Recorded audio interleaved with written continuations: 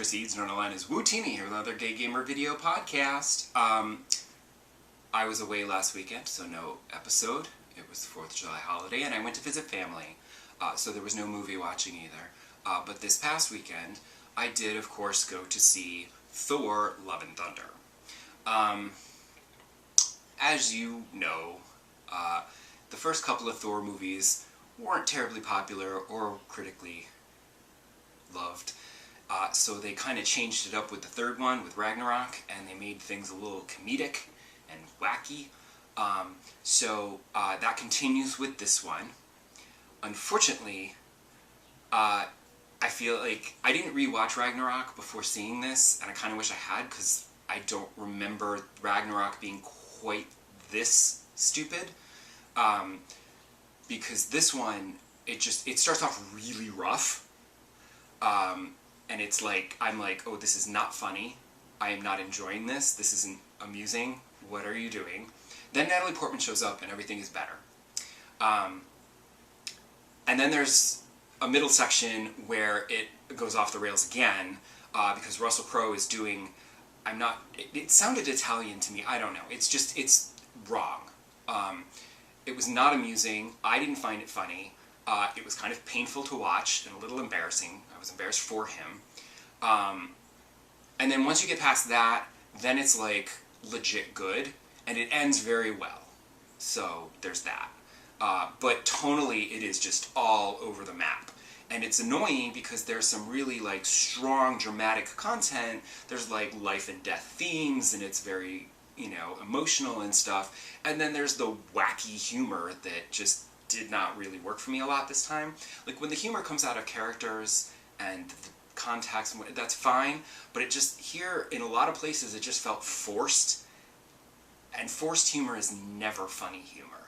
So your mileage may vary. You might think it's hilarious and you'll love all the needle drops and everything, and some may think along the same lines as me, where it's a little irritating, but it's kind of worth sitting through just to get to the good stuff. And there is good stuff, and it does end strong, so props to that one. Also, Chris Hemsworth butt. And it was nice in IMAX 3D, gotta say, shapely. As for games, going away for the long weekend traveling to Massachusetts meant long bus rides, which meant I got to play my Switch portably for a change, which I don't usually get to do. And I was very pleased to see that the Joy-Con drift did not really affect too much. Because sometimes when I'm playing Animal Crossing, it's the right Joy-Con now that drifts. So sometimes when I'm playing Animal Crossing, like, the perspective will just suddenly shift. It'll go to, like, top-down view, and I'm like, stop it! And I have to adjust. But when playing Pokemon, I didn't really notice a whole lot of problems, which was super nice. I will say that the screen, this is just a me problem. You're not going to have this problem, but for elderly people like me, sometimes the screen is a little small and I have to go like this to look at details. So playing Pokemon, I'm like, sometimes, I'm like, what's that in the distance? I can't tell, and I have to go like this to see which kind of Pokemon it is, so I know which one to put into attack position. I can get the right one in there so I don't have to waste time. I also discovered the trick with, I discovered this a while back. I synced my Switch to my new Bluetooth headphones. They're not new anymore. But when I would try to use it, it wouldn't connect to them. And I realized that what I had to do was turn the Bluetooth off on my phone, because it kept defaulting to my phone, and I needed it to connect. So I could turn off the phone, and then I could connect the Switch to my headphones, and then play with my wireless headphones, and it was nice. Except what I discovered during this trip was, my phone would go off, and I would, like, put my Switch to sleep so that I could, like, do what I gotta do, and then I would wake my Switch up, and it would be coming out of the speakers. And I would have to go into the settings and reconnect it to the headphones again, every time I put it to sleep. Super annoying. I don't know if that's the Switch not staying connected, or if it's my cheap Bluetooth headphones, because they are cheap, they were only like $40, not actually maintaining the connection the way they should be. I don't know whose fault it is, but it was annoying. The real problem, though, with playing my Switch portably, is that I discovered that Pokemon drains the shit out of that battery.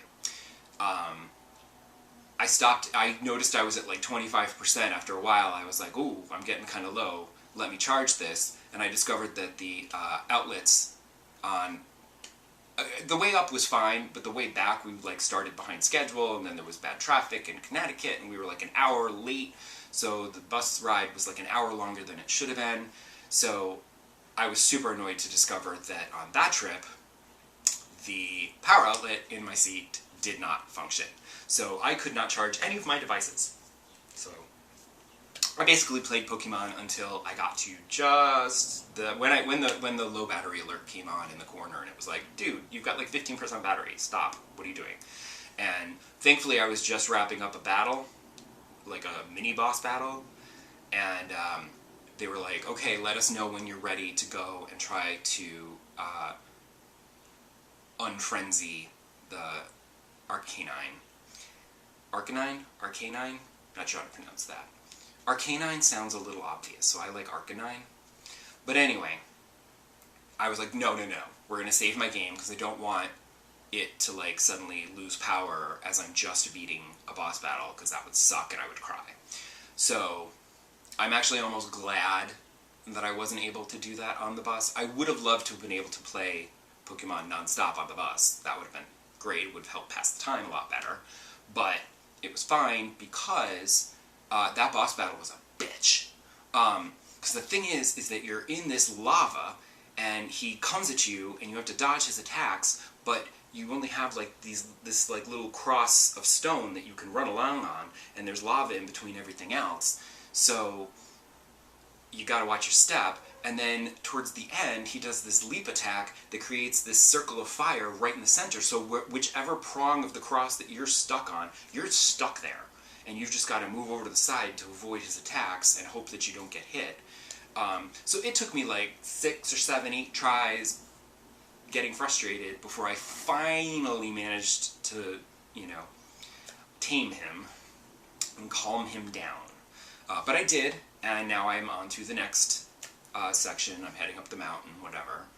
And I have to say, I'm still enjoying this Pokemon game, which is just... It's shocking and surprising to me, but it's also kind of wonderful, because I haven't played a Pokemon game fully in years. Because the Pokemon games, as you know, I've said this a bajillion times in previous episodes, the Pokemon games to me, they're all the same. It's the same structure every single time. You get a starter, you go around, and you do battles, and you defeat the gym leaders, and then you collect your badges, and it's just the same thing. And it just gets really monotonous and repetitive. So this is kind of nice to have like different kinds of gameplay and different kinds of exploration, and I'm enjoying this one. So yay! I finally get to enjoy a Pokemon game. I'm very excited about that. I have no idea where I am, if I'm like halfway through or what, but I'm still enjoying it, and I think I still have a ways to go, so we shall see. That's about it. It's all I've really got to talk about this week, because, I was away and stuff. So, come back next episode, and maybe I'll have something else to talk about besides Pokemon. Bye!